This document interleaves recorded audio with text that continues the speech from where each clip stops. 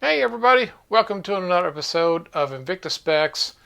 I'll be your tour guide today, John the Phone Guy, and today we have got the Venom Viper mechanical tourbillon with the Hematite.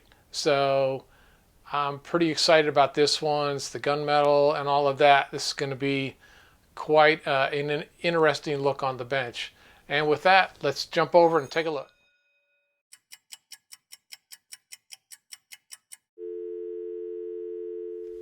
Hey everybody, so here we are on the bench, and this is obviously the Venom Viper tourbillon. This is model 32864. It's a 52 millimeter. Water resistance on this is 10 atmospheres, 100 meters, 330 feet. This is flame fusion crystal front and back, and it does have the hematite dial. This is the Seagull TY800. It's a 19 joule movement. I don't have any standard time deviations. I've looked all over the web and on their websites, and they don't offer those specs. So unfortunately, I can't pass them on. But with that, let's take this guy out and get a good look at it. So here we have that hematite, and it's kind of just this very unusual black, not really an inky, but just a very different kind of material look to it. Of course, this is fixed bezel and all of that. It is a screw down crown, and obviously there's really not a lot of function, so to speak. I mean, you can wind it and set the time, you know, that kind of thing. So, and then screw it back down. Of course, we have the Venom motif, which is the head with the eyes, and it wraps around with the like snake body style on the bracelet, and of course comes back up around, and you get the tail down here at the end. Took me a little while to get used to it. I don't know that I'm 100% on it, but I love every single other detail on this watch, so it'll probably just grow on me a little bit. I mean, it is different, and I'm not going to say it's bad or ugly. It's just, it took me a while to get used to it, and I'll just kind of go with that. I do love all the other, the scales and the insert, and of course we've got all of the movement back here on the tourbillon, and all the model number specs, flame fusion, all that good stuff. So it is a beautiful big beefy bracelet and everything. Beautiful movement, you know, just the way everything's kind of laid out. I mean, as far as knowing whether or not there's a snake motif, you're pretty much assured of that. So it's, you know, it's bold and it stands on its own. So, you know, I like it. I bought it. For those who are somewhat new, all of the watches I review are in my personal collection, or as I say, some of the ladies' watches are from Smitten by Invicta, my wife. So, you know, these are from our personal collection. But with that, let me set this guy down somehow. Venoms tend not to want to play nice with the rest of us. And jump over to the microscope and take a look. And here we are under the microscope. So obviously we can see the two little snake eyes right here with the jewels on the head. And then we've got the Invicta Reserve badging with the linkage between the 1 and the 11 hour marker. Of course, we got the big globe luminous and the sword hands here as we kind of work our way around. And of course, here is the, well, let me catch a little of this. There's the tail down there, and of course the star of the show. Let me get this thing to calm down, and that is the flying tourbillon movement. And of course, as you can see right here coming around, you've got the diamond right here, which is your second indicator, and you've got your balance wheel in here and your escapement and all of that rotating around the cage. So beautiful looking watch. I love a tourbillon. Just a very unique timepiece altogether. And we'll move around here to all the other globes. Now the one piece that I'm going to see if I can get any sort of color is that hematite, and it's a really rich black, but it has just a very unique coloration to it. Let me try and see if we can't get in tight on that and take a look.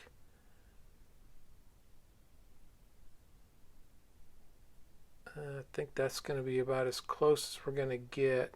You can kind of see the metallicness and a little bit of the flake inside there. I'm trying to move this really slow because of the amount of zoom I've got on this thing, and it may be not playing to my advantage. Yeah, let me back this guy out so it's just not so magnified and get locked in here again. There we go.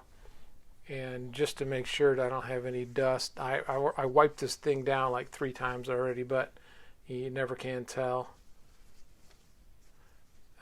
what you get every single time. So there we have just that kind of, it's almost like in natural light it looks more black, as you know, as we saw when I was just looking at it under the regular camera, but sort of just a graininess to it, which is just kind of unique, I think, to hematite and all of that. But with all of that being said, and we'll stop right here and head back to the bench and finish out the measurements. See you in a second. Okay, and here we are back from the microscope. So that was pretty cool, taking a look, especially at the movement inside and all of that detail. And with that, let's throw some calipers. So I get 51.7. Sorry for that. I need to pay attention to my screen. 19.7 on the thickness. The lug, we'll go right down here. 33. Links seem to be, yeah, they're all 25.9. Link thickness, 6.1. And the span on this, we'll go right off these edges. I get 54.3. And with that, let's bring in the handy dandy scale. And let me back this up just a hair so we can all see it. And we are in ounces. I'm sorry. There we go. I don't know. I must have positioned myself weird somehow. My apologies. So we're at 13 ounces. All that being said. And grams, 369. So that's what we've got on this. And so a unique piece for sure. And again, let's kind of just take a last look at that. And talking about fit and finish and everything. This is the watch on my wrist, so you can see how high off the wrist it sets.